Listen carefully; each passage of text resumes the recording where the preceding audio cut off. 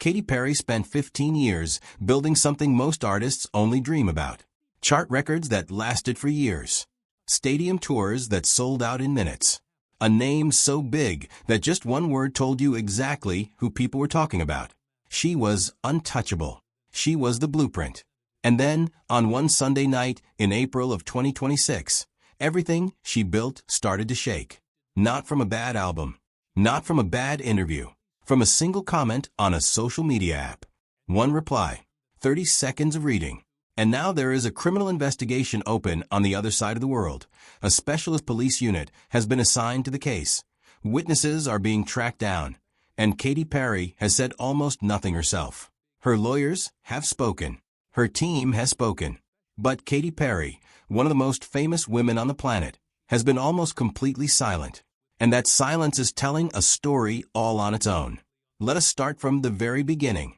Because to understand how serious this situation really is, you need to understand what was happening the weekend everything fell apart. It was the first weekend of Coachella 2026. Justin Bieber had just headlined his very first Coachella set, and it was one of the most talked about performances in years. The internet loved it. People were posting about it everywhere. Katy Perry was also at the festival that weekend with her new boyfriend, former Canadian Prime Minister Justin Trudeau. The two wore matching white shirts and confirmed their relationship to the entire world in front of cameras. Her energy that weekend was loud and playful. So she posted a quick joke on Instagram making fun of Bieber's performance. Light stuff. The kind of thing celebrities do all the time without a second thought. A music publication called Complex turned that joke into a Threads post. That post is where everything changed forever. Ruby Rose, the Australian model and actress, saw it. She did not scroll past. She stopped, she typed a reply, and what she wrote was not a joke. Ruby Rose wrote that Katy Perry had sexually mistreated her at a nightclub in Melbourne back in the year 2010. She wrote that no one should be listening to what Katy Perry had to say about anything. And then she kept posting. More details. More specific information. And within minutes, the internet was completely on fire. Ruby Rose described exactly what she said happened that night. She said she had been lying with her head in her best friend's lap, trying to stay away from Katy Perry. She said Katy Perry came over, bent down, pulled her underwear to the side, and pressed herself against Ruby Rose's face until Ruby Rose's eyes snapped open. She said she then vomited on Katy Perry. The account was graphic. It was specific. It named a real venue. It named a real year. And it was sitting there in public for the whole world to read. Ruby Rose also explained why she was speaking up now, 16 years later. She said she was only in her early 20s when it happened. She said she is now 40 years old. She said it took almost 2 decades to feel ready to say this out loud. And then she did something bold. She dared Katy Perry to sue her. She said Katy Perry would never take her to court because the event was real. She said she had photos. She said it happened in public. She said there were multiple witnesses. One day, after posting all of this, Ruby Rose walked into a Melbourne police station and filed a formal report.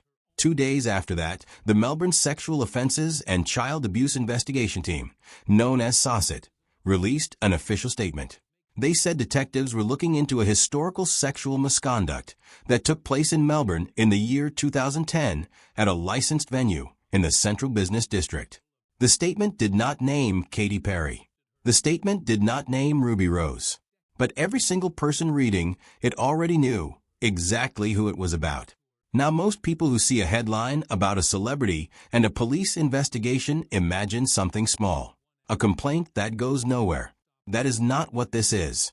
SOSIT is not a regular police unit. It was built specifically for cases like this one.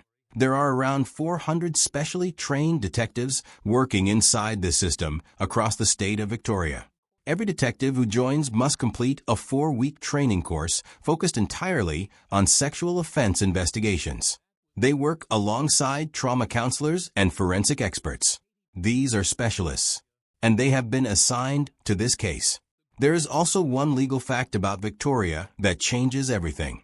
Victoria has no time limit on sexual offense cases. A crime from 2010 can still be charged in 2026. It can still be charged in 2040. If the evidence holds up, charges can be filed no matter how many years have passed. Nobody is rushing. The case can take months. It can take years. And the investigation is still open right now. Ruby Rose later posted an update saying she had finished giving all her statements to police. She said she could not comment publicly anymore because police had asked her not to. She said it was actually a relief. She said she could finally start healing. And then she went quiet. That silence means the machinery is now moving. Katy Perry's representative responded with a short, sharp statement. It called the allegations not only completely false, but also dangerous and reckless lies. It added that Ruby Rose had a well-documented history of making serious public allegations against various individuals, and that those claims had repeatedly been denied. Now most fans read that and thought it was a normal denial. It is not. Every single word in that statement is doing a specific job. The word lies sets up falsehood. The word reckless targets the mental state of the accuser. The word categorically shuts down any argument that part of it might be true. And the line about a well-documented history sets up a character pattern. This is not public relations writing. This is legal writing. And it reads like the opening move toward a lawsuit in Australia. To understand why that matters, you need to know something about Australian defamation law. In America, a public figure suing for defamation has to prove the other person acted with deliberate malice. That bar is almost impossible to clear. In Australia, it is the opposite. The person being sued has to prove their statement was true. If they cannot prove it, they lose automatically. Celebrities have used this legal environment before to powerful effect. Jeffrey Rush used it and walked away with nearly $3 million. Rebel Wilson used it and won a massive payout. The Katy Perry statement reads like it was written with that exact same playbook in mind. And then came the strange moment. One day, after her rep released that statement, Katy Perry posted something on her own Instagram story. She did not address Ruby Rose. She did not deny anything herself. She posted the cover art for one of her older songs called By the Grace of God. Over the image, she wrote 3 words. I love you. Nothing else. Fans immediately searched the lyrics. One line kept showing up in screenshots. The line about the truth setting you free. Nobody knows what she meant. But that cryptic post was her only personal communication during the entire scandal. Everything else came through a representative. And that choice to stay silent and let others speak is itself part of a story now. Here is the context that makes all of this even heavier.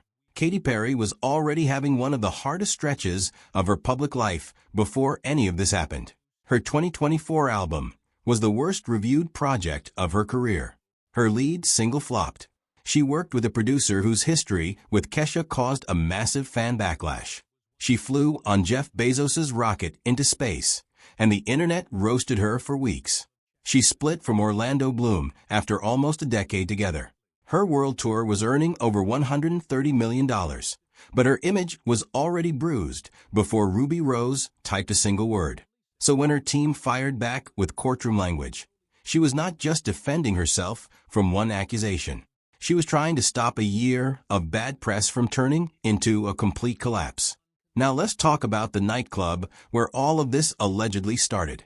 Because there is a twist here that almost nobody is connecting. The venue is called Spice Market.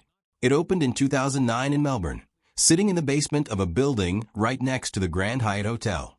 The place could hold around 600 people and had a special VIP area called the Genie Bottle where celebrities went. In August of 2010, Katy Perry was in Australia promoting her music. That same evening, she famously crashed a high school formal at the Grand Hyatt and danced with the students. That footage is still online today. After the formal, the group went next door to Spice Market. According to the former manager of the club, Katy Perry and Ruby Rose arrived together with a couple of friends. He said it was a security nightmare with 600 people packed inside. He said they were drinking in the VIP area. He said the club was worried about photographers, so they organized a car, escorted both women out through a backfire exit, and put them in the car together. He said he believed they then went to another Melbourne venue. He also said one very specific thing. He said he was not aware of any alleged misconduct. Not that nothing happened, that he was not aware of it. That is the kind of careful, lawyer-approved language a witness uses when they do not want to say more than they have to. And here is the twist. Spice Market closed its doors permanently on January 1st, 2026, just 3 months before Ruby Rose made her accusation public. When police opened their investigation 3 months later, the venue was already gone. The ownership had scattered. Staff records were likely gone. Any security footage from 16 years ago was long destroyed. In 2010, Australian nightclubs kept camera footage for about 30 days before wiping it. So any video from that August night has been gone for over a decade. The only evidence that still exists is the memory of the people who were there, and whatever private photographs Ruby Rose says she has kept. But here is the part that makes this case even more complicated. Ruby Rose actually wrote about that night before. Back in 2011, she wrote a column for a major Australian news website. She described the same night at Spice Market, but she described it completely differently. She framed it as a funny, embarrassing story about falling off the wagon and drinking too much. She wrote that she ended up vomiting on Katy Perry's foot. She treated the whole thing as a cautionary tale. At no point did she mention any misconduct at all. When that column resurfaced, after her thread's posts went viral, it spread fast. Ruby Rose addressed it directly. She said she deliberately turned what happened into a funny drunk story because she did not know how else to handle it. And then she revealed something that changes the entire picture. She said Katy Perry later helped her get her visa to live and work in the United States. She said she stayed quiet about the real story because of that help, because of what Katy Perry's favor meant for her career and her ability to build a life. That detail matters enormously. When the person you are accusing has direct power over your future, staying silent is not weakness. It is survival. Research shows survivors of serious misconduct wait an average of more than 20 years before telling anyone. More than 70% never disclose within 5 years of the event. The silence Ruby Rose kept for 16 years is not unusual. It is actually the pattern, not the exception. But that 2011 column is still going to be a serious problem. In a courtroom, a written account from the time that says something completely different is powerful evidence against the accuser. Katy Perry's legal team will absolutely use it. It does not legally disprove the allegation, but it damages credibility. And in a court of law, credibility is almost everything. Ruby Rose is also not the first person to make this kind of accusation about Katy Perry. Once her threads post went viral, the internet pulled up every account that had ever existed. Josh Gloss, the male model in the Teenage Dream music video, posted in 2019 saying Katy Perry pulled his pants down in front of a group of her friends at a party without his permission. His post was later deleted. Katy Perry never responded. A television host named Tina Kandelaki said that same year that Katy Perry made unwanted physical advances toward her at a private party. Katy Perry's team never responded to that either. In 2018 on American Idol, a 19-year-old contestant named Benjamin Glaze said he was uncomfortable after Katy Perry surprised him with a kiss on the lips when he thought it would be on the cheek. Katy Perry never addressed it. And years earlier, actress Anna Kendrick described on a late-night show being touched by Katy Perry in a way that made her feel uncomfortable, using the word aggressive. The clip was played for laughs at the time.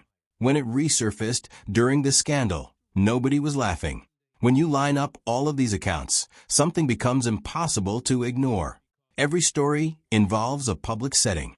Every story involves someone who had less power or status than Katy Perry at the time.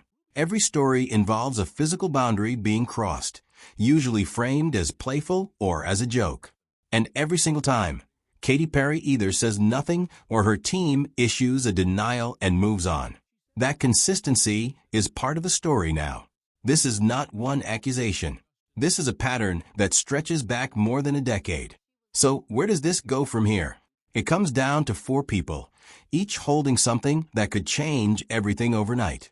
The first is Ruby Rose. She says she has photographs from that night. She has never shown them. If those photos exist and she hands them to Saucett, they become potential corroborating evidence. The witnesses she named, her best friend, the male friend who was there, the driver who took them away from the club, each of those people may already have received a knock on the door from investigators. The second is Katy Perry. Her team has the option to file a defamation lawsuit in Australia, where Ruby Rose would have to prove her claim was true. But filing would trigger a discovery process that could force Katy Perry to hand over her own records and communications. That risk might be exactly why no lawsuit has been filed yet. The third is the head of Saucett. That unit has to decide whether the evidence is strong enough to send to the Office of Public Prosecutions. That office, not the police, decides whether formal criminal charges are actually filed. And because Victoria has no time limit, there is no clock ticking against them. The fourth is the witnesses. The hair and makeup person who was with Katy Perry that night. The friends who were there. The driver. The staff at the venues they visited. Every one of those people is carrying a memory from 16 years ago that could be the difference between this case going to court and this case quietly disappearing. Here is the detail that makes this unlike any other celebrity scandal in recent memory. The alleged event happened in August of 2010. Instagram did not launch until October of that same year. This moment happened in the last window, before smartphones were capturing everything. There are no live streams. There is no social media trail. There is no geotagged photo dump. The entire record of what happened in that basement nightclub 16 years ago lives only in the memories of the people who were there, and in whatever photographs Ruby Rose says she has been keeping all this time. That is why this case is so hard to crack. And that is also why it matters so much. Katy Perry built an empire on being untouchable. And right now, for the first time in 15 years, that empire is standing on very uncertain ground. The next move belongs to one of four people: Ruby Rose, Katy Perry, the head of Saucett, or a witness nobody has heard from yet. Any one of them could flip this case overnight. As of right now, none of them has moved, and the silence is getting louder every single day.